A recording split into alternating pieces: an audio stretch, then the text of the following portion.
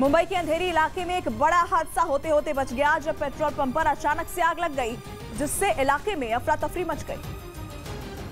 देखते ही देखते आग विकराल होती चली गई। जिस वक्त अंधेरी ईस्ट के मरोल नाका इलाके में बने पेट्रोल पंप पर हादसा हुआ, उस वक्त मौके पर कई गाड़ियां मौजूद थी जिनमें पेट्रोल डाला जा रहा था, लेकिन तभी पेट्रोल पंप के केबिन में आग लग गई। केबिन के ठीक बराबर में पेट्रोल की बड़ी टंकी थी।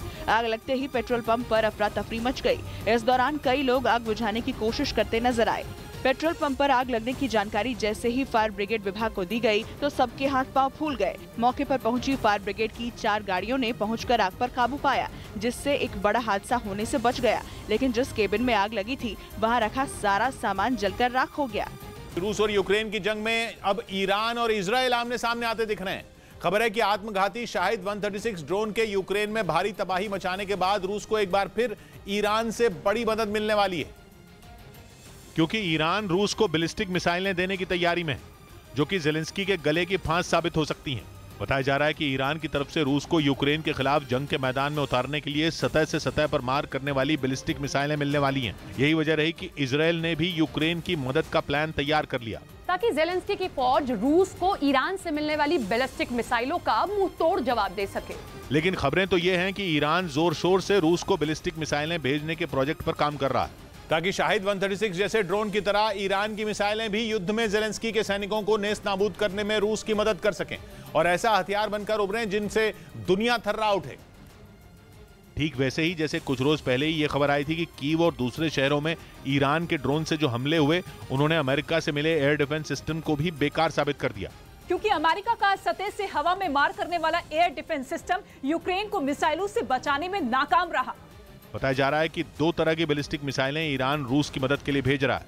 दोनों ही कम दूरी तक जाकर मार करने वाली मिसाइलें हैं, जिनमें एक 300 किलोमीटर की दूरी पर मौजूद दुश्मन को टारगेट पर ले सकती है और दूसरी 700 किलोमीटर दूर जाकर तबाही मचाने में सक्षम है। इन्हीं बैलिस्टिक मिसाइलों की डिलीवरी के काम में ईरान के जुटे होने की खबर है, जिसका असर इजराइल पर ऐसा हुआ कि उसने भी जंग में कूदने का मन बना लिया। इजराइल के एक मंत्री ने साफ कर दिया कि ईरान का यह कदम इजराइल को यूक्रेन को सैन्य मदद देने के लिए मजबूर कर रहा है, और अगर ईरान रूस को बैलिस्टिक मिसाइलें देता है तो इजराइल भी यूक्रेन की सैन्य मदद करने से पीछे नहीं हटेगा।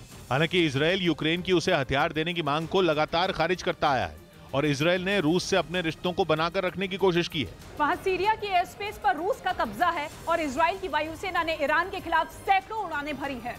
वहीं दूसरी तरफ खबरें हैं कि जंग छिड़ने के बाद 14 जुलाई को इजराइल ने यूक्रेन को 1500 हेलमेट और 1000 गैस मास्क भेजे थे।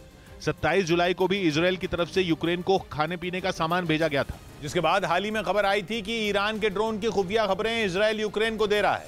ये वही ड्रोन है जो यूक्रेन पर कहर बनकर टूटे हैं, जिन्होंने इन दिनों कीव और जापोरिजिया समेत कई शहरों में तबाही मचा रखी है। ईरान के जिन ड्रोन का इस्तेमाल पुतिन हमले के लिए कर रहे हैं, वो खुद एक चलती फिरती मिसाइल जैसे हैं, और अब इन आत्मघाती ड्रोन से यूक्रेन को बचाने के लिए इजराइल खड़ा हो गया है।